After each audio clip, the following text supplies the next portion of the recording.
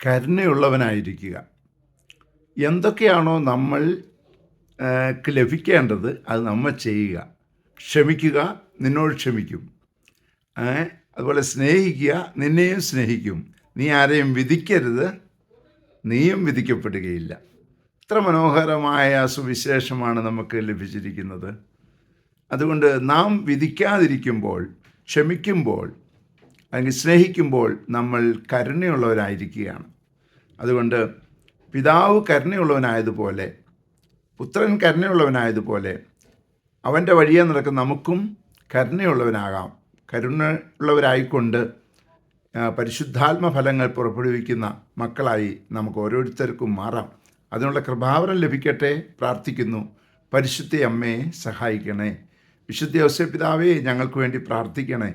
പരിശുദ്ധാത്മാവേ, എഴുന്നള്ളി വരണേ.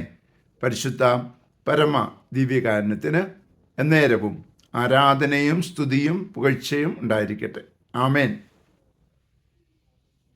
നമ്മുടെ കർത്താവായ യേശുക്രിസ്തുവിന്റെ കൃപയും പിതാവായ ദൈവത്തിന്റെ സ്നേഹവും പരിശുദ്ധാത്മാവിന്റെ സംസർഗവും സഹവാസവും സ്നേഹവും ശക്തിയും കൃപയും എല്ലാ അനുഗ്രഹങ്ങളും സമൃദ്ധമായി നിങ്ങൾ ഏവരോടും കൂടെ ഉണ്ടായിരിക്കട്ടെ, ഇപ്പോഴും എപ്പോഴും എന്നേക്കും.